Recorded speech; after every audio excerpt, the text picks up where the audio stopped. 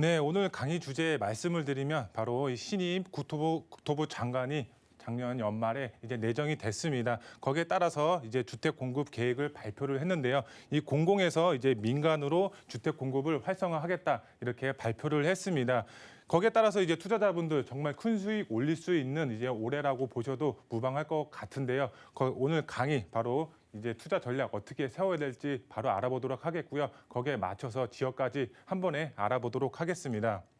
네, 먼저 강의 순서 말씀을 드리면 첫 번째로 정부 정책 흐름이 바뀌고 있습니다. 국토부 장관이 이제 내정이 되면서 이제 정책 흐름이 바뀌고 있는데 어떤 정책 흐름일지 첫 번째로 알아보도록 하겠고요. 두 번째로 서울 평균 아파트 가격대 10억대라고 할 수가 있습니다. 상당히 높은 이제 가격대라고 보셔도 무방한데요. 거기에 맞춰서 이제 너무 어려운 내 집 마련이라고 보셔도 좋을 것 같습니다. 내 집 마련 어떻게 세워야 될지 두 번째로 알아보도록 하겠고요. 그리고 마지막 세 번째 개발 가능성 높은 곳은 바로 소액으로 선점 투자하라 이렇게 말씀을 드릴 수가 있겠습니다. 개발 가능성 높은 곳, 투자 지역 어떤 지역인지 마지막 세 번째로 알아보도록 하겠고요. 먼저 첫 번째로 정부의 흐름이 바뀌고 있습니다. 어떻게 바뀌고 있는지 이제 알아보도록 하면요. 제가 보도 내용을 가지고 왔습니다. 분양 위주 공급, 개발 이익 배분, 묘하게 달라진 변창흠 장관의 말 이렇게 보도 내용이 나와 있습니다.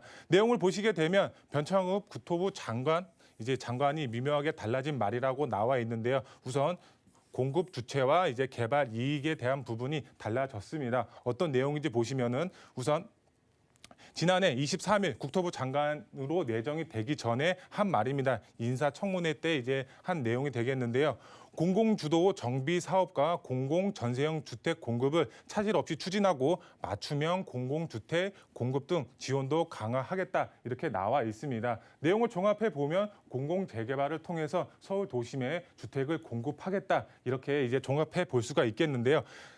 두 번째로 개발 이익을 보시게 되면 투기 수요 유입 방지와 과도한 개발 이익 사유화를 막으려면 개발 사업에 대해서 개발 이익에 대한 적정한 환수 장치가 필요하다 이렇게 나와 있습니다. 그만큼 공공 재개발을 통해서 수익이 발생이 되면 큰 이익이 발생이 되면 그만큼 환수 조치를 하겠다 이렇게 이해하시면 좋을 것 같습니다. 하지만 이제 국토부 장관이 내정이 되고 나서 1월 5일 날 바로 저번 주가 되겠습니다. 이제 공공기관과 첫 간담회를 가지면서 이 말이 달라졌는데 어떻게 달라졌는지 이제 보시게 되면 신규 공급되는 주택은 국민이 원하는 분양 아파트 중심으로 공급해야 한다. 이렇게 말이 바뀌었습니다.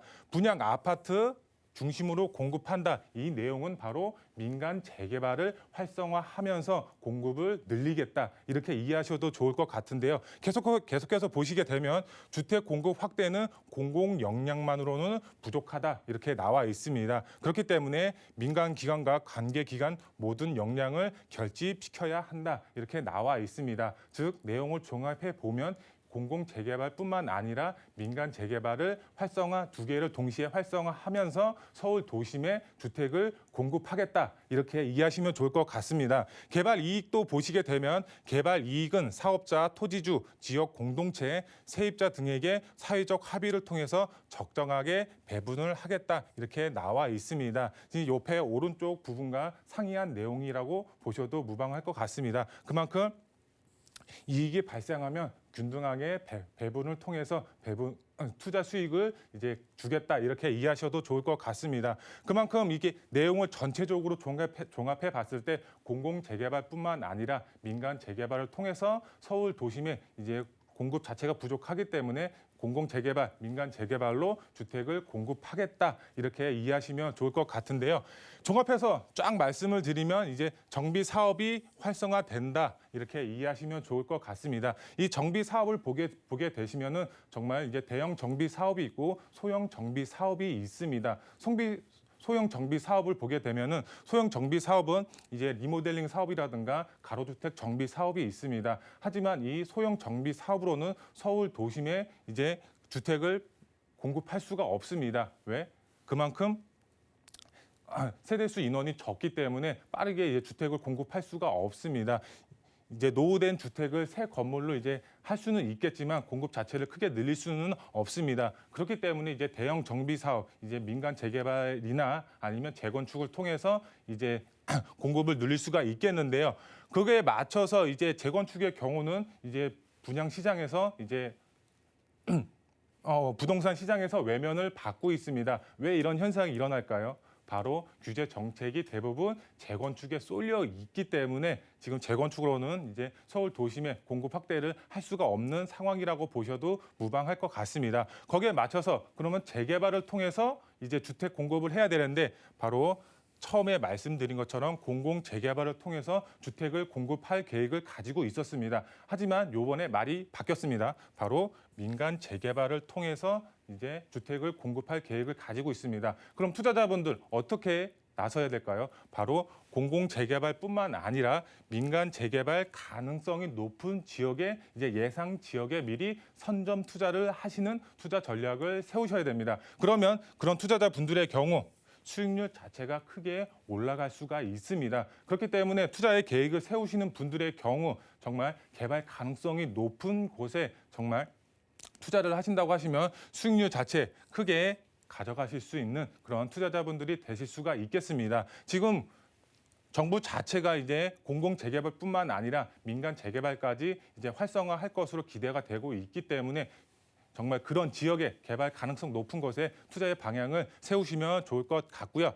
두 번째로 서울 평균 아파트 가격대 10억대라고 말씀을 드릴 수가 있겠습니다. 정말 서울에서 내 집 마련하기 정말 어려운 시점이라고 보셔도 좋을 것 같은데요. 제가 그래프를 가지고 왔습니다. 이제 서울 평균 아파트 이제 매매 가격 추이라고 보시면 좋을 것 같은데요. 2013년대에 보시게 되면은 이제 매매 가격, 이제 평균 아파트 매매 가격 자체가 5억 1천만 원으로 형성이 되어 있습니다. 하지만 2020년도 이제 작년 12월 달 기준으로 봤을 때에는 지금 10억이 넘어갔습니다. 정말 13년도부터 2020년 7년 사이에 무려 5억 가까이가 올랐습니다. 아파트 평균 가격 자체가 정말 큰 폭으로 상승이 되면서 서울 도심에서 내 집 마련하기 정말 어려운 시점이라고 보셔도 무방할 것 같은데요.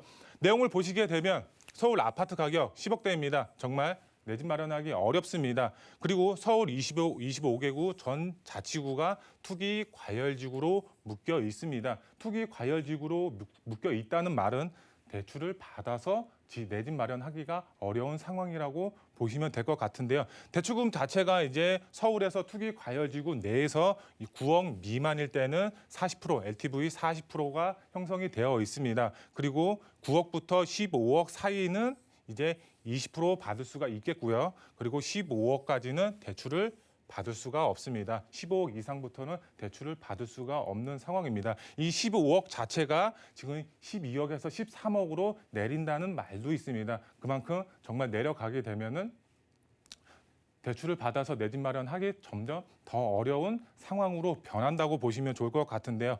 그럼 서울 평균 10억대 아파트입니다. 그럼 대출금 자체가 20% 받을 수가 있습니다. 20% 받게 되면은 현금 자체가 지금 8억이 필요합니다. 8억 자체 정말 낮은 금액이 아닙니다. 정말 높은 금액, 현금 부자들만 지금 서울에서 내 집을 마련할 수 있는 지금 그런 상황이라고 보시면 좋을 것 같은데요. 지금 투자금 자체가 너무 높게 이제 형성이 되어 있기 때문에 서울 도심에서 내 집 마련하기 정말 어렵고 청약 통장으로도 지금 내 집 마련하시는 분들이 있을 겁니다. 하지만 정말 로또라고 할 만큼 청약 통장으로도 내 집 마련하기 상당히 어렵습니다. 그러면 특별 공급으로 하면 된다. 이런 분들도 있습니다. 특별 공급 정말 당첨되기 어렵습니다. 내가 특별 공급 대상자라면 상대방도 특별 공급 대상자고 정말 우리나라 기준으로 봤을 때 특별 공급 대상자 정말 많이 있습니다. 그렇기 때문에 청약 통장으로도 내 집 마련하기 힘들고 특별 공급으로도 내 집 마련하기 힘들고 사실상 청약 통장으로 지금 내 집 마련하기 정말 힘든 상황이라고 보셔도 무방할 것 같습니다. 서울 평균 청약 당첨되려면 70점 이상이어야지 당첨 확률을 기대할 수가 있다고 합니다. 그만큼 청약 통장 사용하기 정말 어려운 시점이라고 보시면 좋을 것 같은데요. 그러면 이렇게 내 집 마련 포기해야 될까요? 그렇지 않습니다. 정책 흐름에 맞춰서 투자의 방향을 세우시면 되겠습니다. 정책 흐름 지금 어떻게 되어 있나요? 바로 재개발 활성화입니다. 공공 재개발뿐만 아니라 민간 재개발, 정말 가능 예상 지역에 미리 선점해서 소액으로 투자를 하신다고 하시면 정말 서울 도심에서 내 집을 마련할 수 있는 신축 아파트를 받을 수 있는 그런 투자자분들이 되실 수가 있습니다. 그렇기 때문에 정말 가능성 높은 지역의 예상 검토 지역에 투자를 하시면 서울 도심에서 신축 아파트 받을 수 있는 그런 투자자분들이 되실 수가 있겠고요. 그럼 지역적으로 알아보도록 하겠습니다. 우선 지역 쪽 지금 연신내 역세권이라고 말씀을 드릴 수가 있겠습니다. 연신내 역세권 지금 현재 GTX A 노선이 착공이 예정이 되어 있습니다. 지금 착공 들어갔고요. 지금 3, 4년 후에 개통이 예정이 되어 있습니다. 정말 최고의 교통 호재라고 보시면 좋을 것 같은데요. 경기도 외곽에 거주를 한다고 하더라도 정말 서울 도심 중심부까지 빠르게 이어주는 역할을 하는 노선, 바로 GTX 노선입니다. GTX 노선 정말 최고의 교통 호재라고 보시면 좋을 것 같은데요.